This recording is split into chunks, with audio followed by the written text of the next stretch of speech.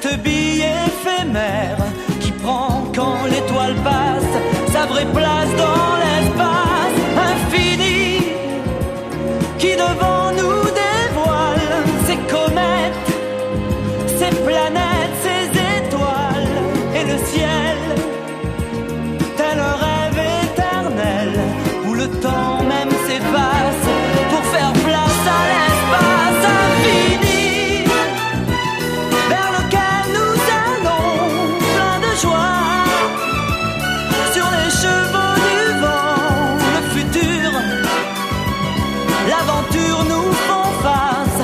Laisse-moi te conter, il était une fois l'espace.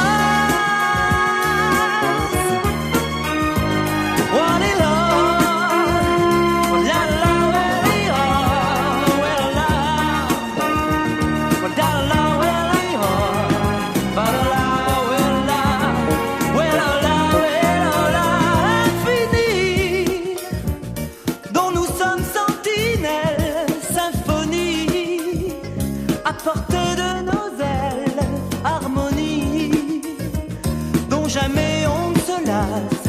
Tu verras, viens prends place, nous partons pour l'espace infini.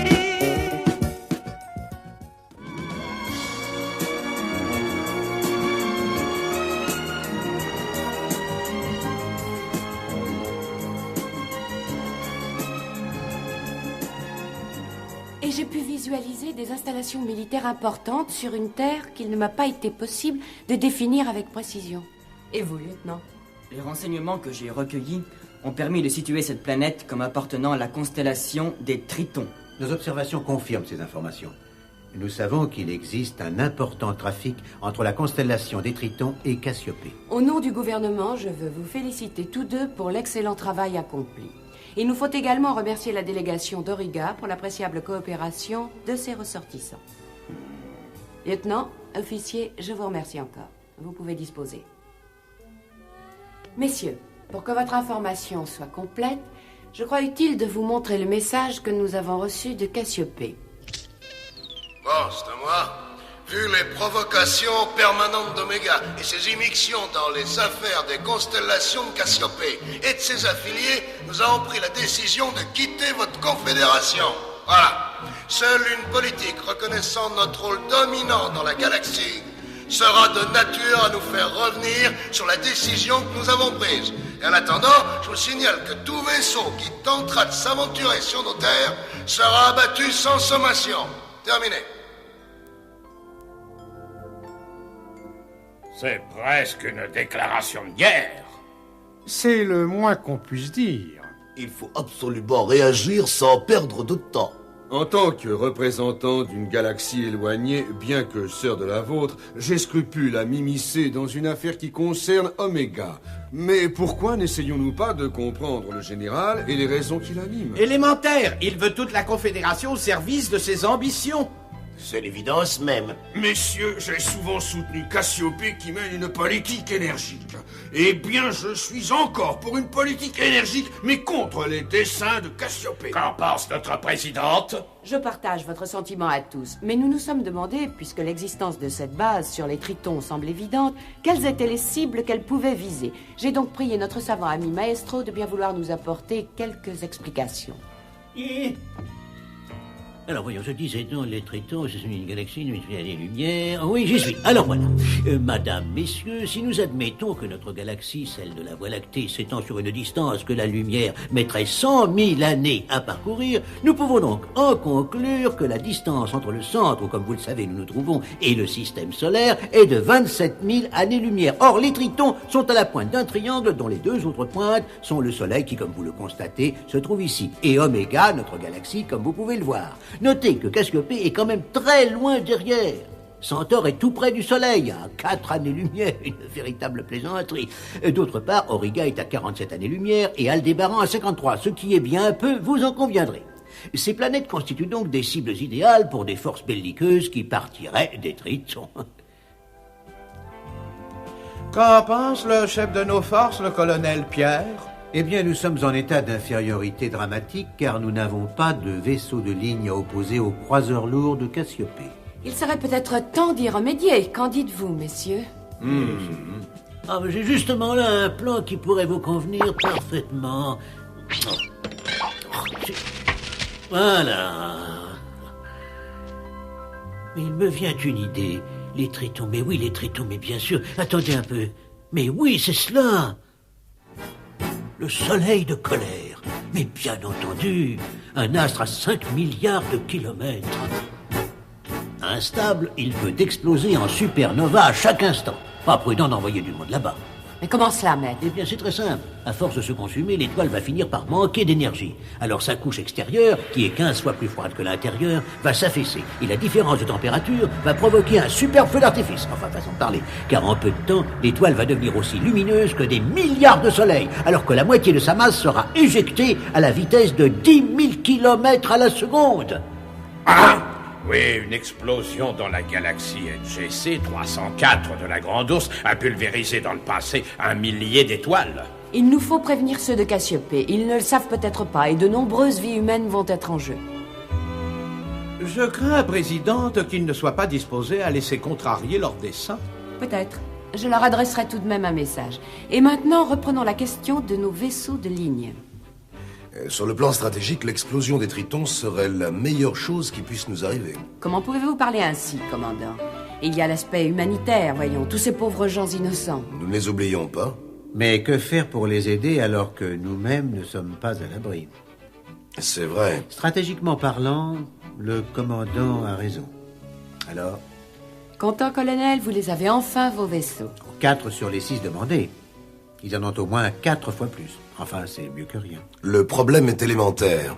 Qui sera prêt le premier? Ou bien leur base pour nous attaquer, ou bien nos vaisseaux pour nous opposer à cette attaque.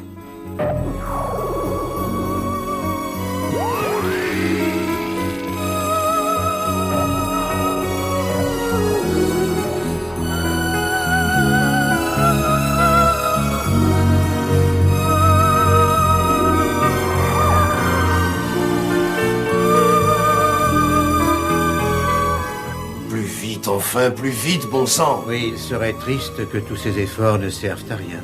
Quel superbe vaisseau. D'après les rapports, leur base avance à grands pas. Plus vite, grand Dieu!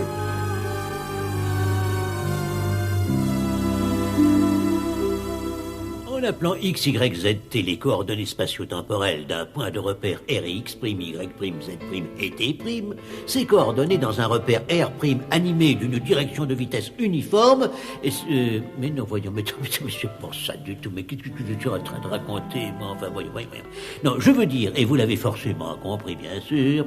oui, animé d'un mouvement de translation de vitesse V par rapport à R dans la direction de l'axe...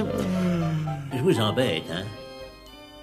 Bon, je vais vous parler de choses beaucoup plus intéressantes. Savez-vous que c'est seulement au XXe siècle qu'on a découvert que la plus grande partie de ce que nous voyons dans le ciel se trouvait hors de notre galaxie, et qu'il s'agissait en fait de galaxies indépendantes, certaines 10 fois plus importantes que notre Voie lactée, et rassemblant des centaines de milliards d'étoiles, comme Andromède, ou les chiens de chasse, le sculpteur...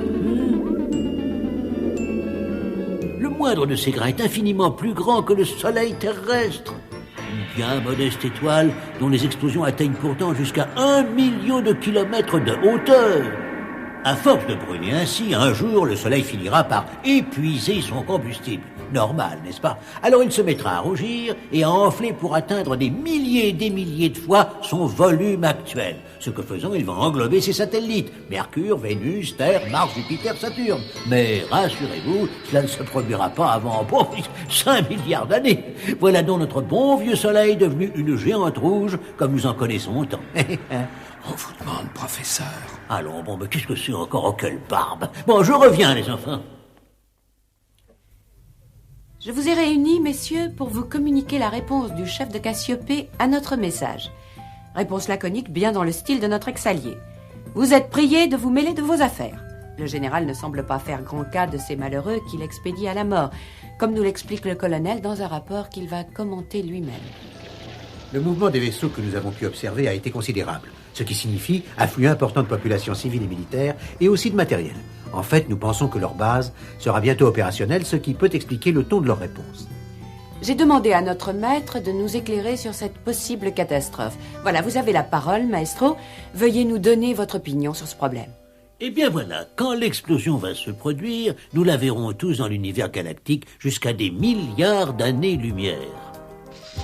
Dans notre galaxie seulement, on a déjà observé en 1054 celle de la nébuleuse du Crabe, en 1572 celle de Cassiopée, en 1604 celle d'Ophiuchus, en 2421 celle de comment dire, Je vous en prie, maître. Bon, très bien, oh là là. Donc on voit l'explosion, mais les matières qu'elle projette, elles, ne voyagent pas à la vitesse de la lumière, qui, je vous le rappelle, est de 300 000 km à la seconde. Donc, pour parvenir jusqu'au Triton, à 5 milliards de kilomètres, il leur faudra environ 8 jours. C'est-à-dire... Oui, nous vous suivons, maître, alors continuez. 8 jours, oui. De toute façon, toute possibilité de vie se retrouvera annihilée. Nous ne pouvons pas tolérer que la folie du général sacrifie une colonie humaine. Ce serait absolument contre les principes de notre confédération. Alors, que pouvons-nous faire pour prévoir l'événement, je vous le demande? Eh bien, à la distance où nous nous trouvons, je dois dire rien, enfin, pas grand-chose. Et pourtant, les minutes et même les secondes compteront. Voyons, voilà. Avant l'explosion, l'étoile subira certaines variations très importantes. Et si nous avons assez près d'elle des appareils de mesure permettant de pratiquer des analyses spectrographiques, on pourra prévoir, en tout cas être informé, de l'instant de l'explosion. Attention, Cassiopée va encore nous accuser de nous immiscer dans ses affaires. Non, car nous pouvons placer nos engins hors de ces territoires avec des relais successifs et un poste de contrôle à bonne distance. J'ai noté sur ce croquis l'essentiel du plan. Ici, le soleil de colère. Des relais satellisés autour de ces planètes pour transmettre l'information à notre station spatiale.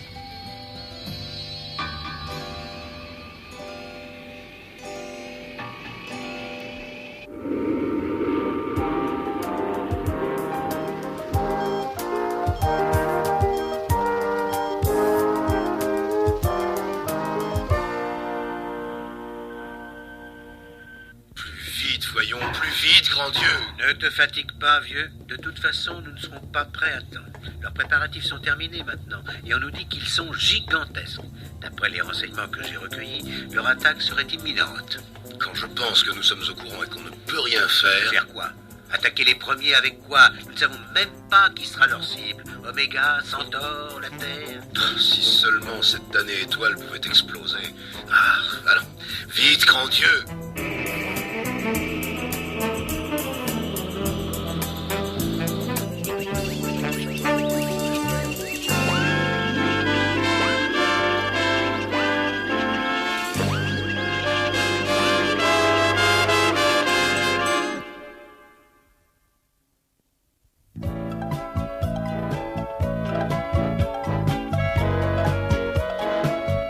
Alors, en fonction de ces données, si mes calculs sont exacts, si à la place de vos calculs préhistoriques, vous utilisiez mes hautes compétences, ça irait peut-être mieux. Ces gens qui ne savent qu'appuyer sur des touches au lieu de faire fonctionner leur cerveau... Moi, rétrograde, barbare, fossile. Silence, mécanique! Ah bon? Donc, si mes calculs sont exacts, l'explosion du soleil de colère devrait avoir lieu... Voyons... Mais dès maintenant!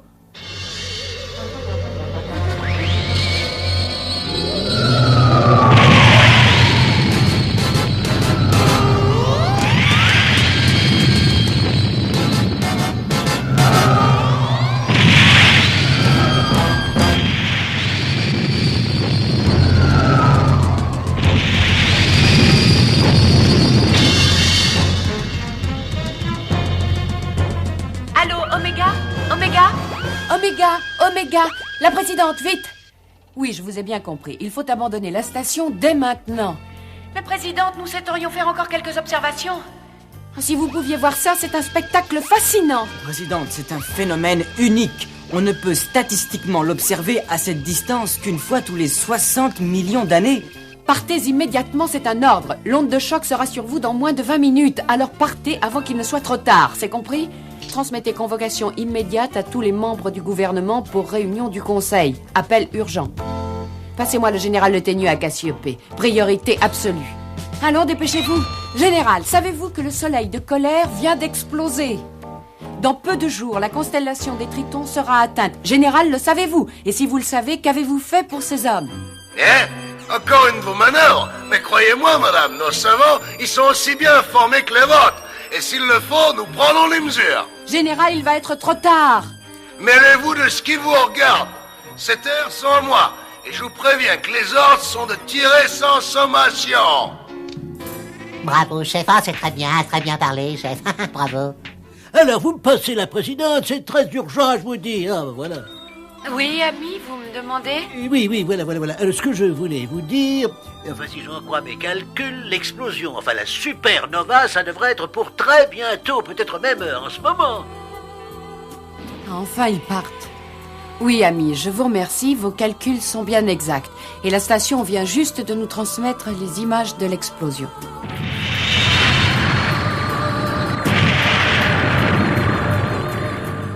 Et je vous préviens que les ordres sont plus que jamais de tirer sans sommation. Voilà, ils vont percevoir l'explosion dans 4 heures. À la distance où ils se trouvent, même s'ils réagissent immédiatement, leurs secours ne peuvent arriver que 2 jours après les nôtres, c'est-à-dire trop tard. Des milliers de pauvres gens innocents risquent une mort affreuse. Alors que faisons-nous, messieurs? Alerte générale à tous les équipages. Rejoignez vos postes de départ d'urgence. Alerte générale. Mobilisation de toutes les forces de police pour mission de surveillance ou d'accompagnement à bord des vaisseaux de transport. Tous les navires dans l'espace doivent être dirigés sur la constellation des Tritons.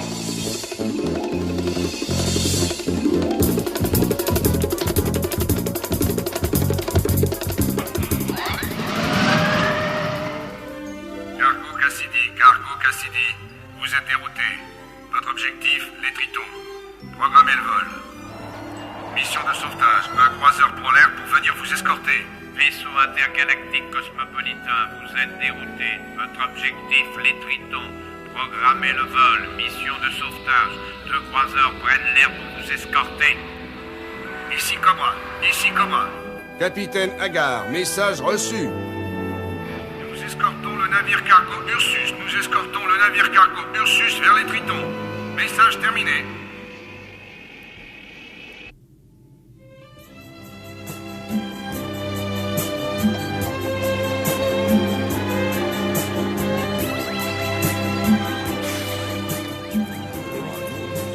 Espérons que nous arriverons à temps.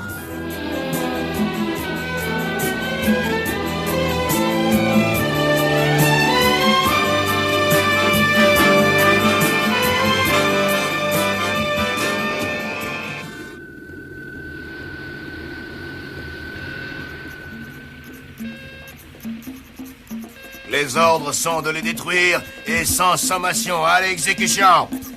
On les détruise. Exécution.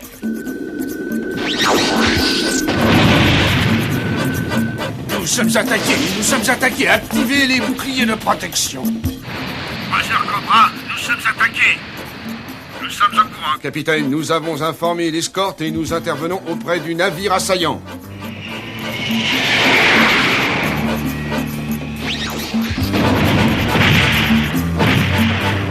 À ceux de Cassiopée, arrêtez, cessez le feu, nous sommes en mission humanitaire. Si vous persistez, nous allons être obligés de riposter. Feu les enfants, et visez bien. Vous savez que sauf aux points sensibles, ils sont pratiquement invulnérables.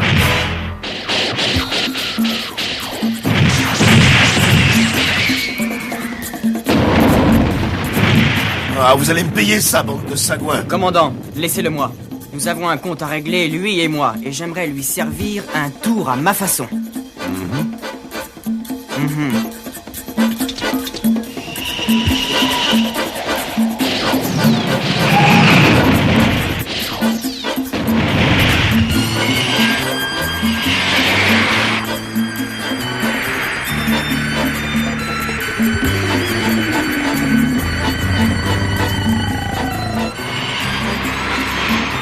Ils ne peuvent plus tirer sur nous comme ça. Bon, à nous deux maintenant, bande de...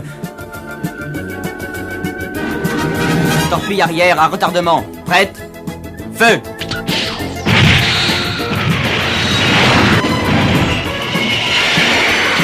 Eh bien alors? Attendez!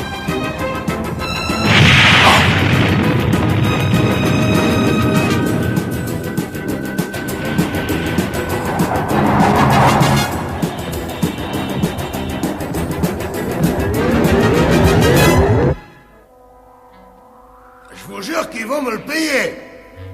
Amirauté, ordre à tous les vaisseaux d'attaquer et de détruire tous les navires d'Oméga militaires ou civils qui se dirigent vers notre base des Tritons. Bon, exécution immédiate. Ah! Général, des nouvelles des Tritons. Le soleil de colère, on nous annonce qu'il vient d'exploser. Hein? Quoi? On va voir. Amirauté, annulation des instructions précédentes. Dirigez vos navires vers les Tritons. Mission, sauver le matériel, bien compris? Le matériel d'abord. Les hommes, après.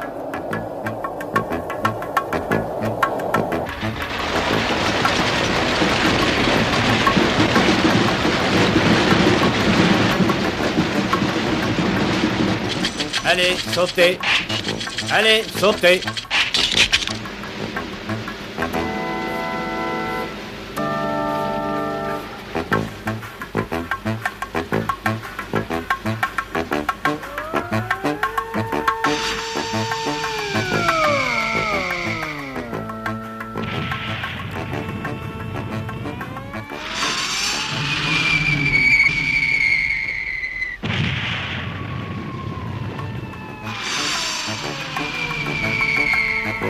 Regardez, la nova du soleil de colère, capitaine.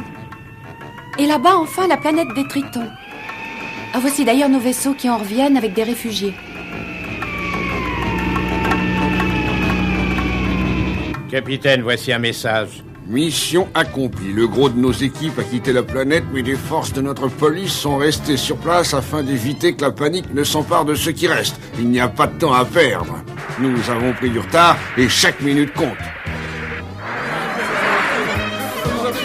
Mais non, du calme, voyons, du calme, allons.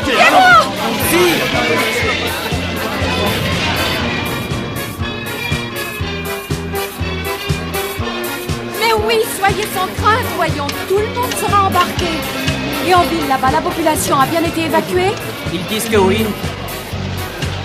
Il faut se dépêcher, tout va flamber. J'ai l'impression qu'il reste des gens. Bon, allez-y, mais sans perdre de temps.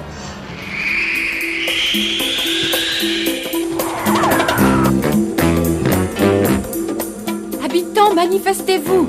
Il y a danger à rester ici. Il y a danger. Le dernier vaisseau quitte la planète dans quelques instants. Il y a danger. Nous sommes là pour vous aider. Sortez dans les rues. Et nous alors, et nous?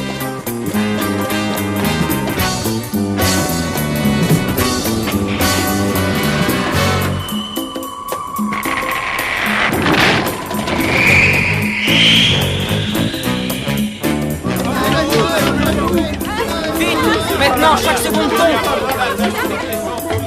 Je vais jeter un coup d'œil. Vite. Vite, métro, c'est une question de secondes.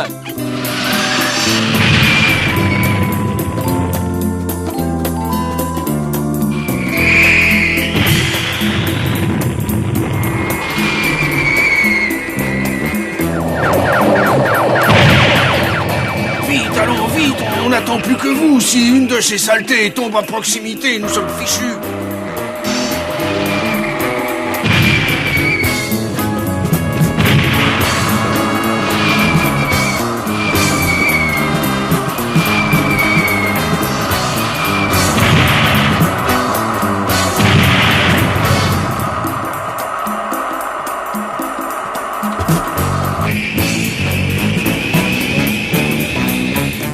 Nous veulent-ils encore cela? Enfin, c'est pas vrai, ça!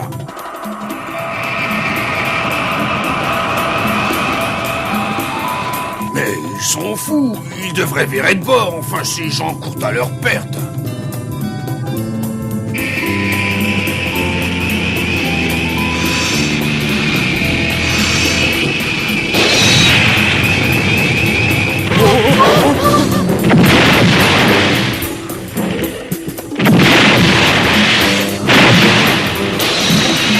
Alerte générale, les commandes ne répondent plus.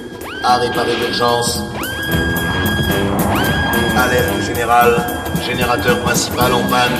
Alerte générale. Il faut connecter le réseau de secours.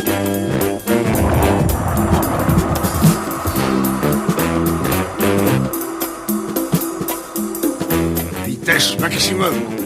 Il faut absolument sortir de là-dedans. J'interroge l'ordinateur sur les planètes les plus proches et pourvues d'atmosphère, parce que nous n'irons pas loin comme ça. Il va falloir nous poser au plus vite.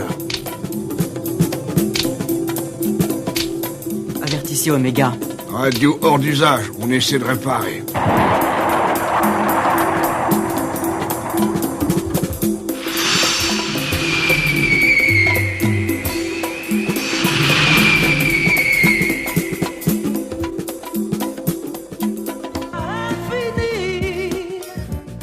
Dont nous sommes sentinelles, symphonie, à portée de nos ailes, harmonie, dont jamais on ne se lasse. Tu verras, viens prendre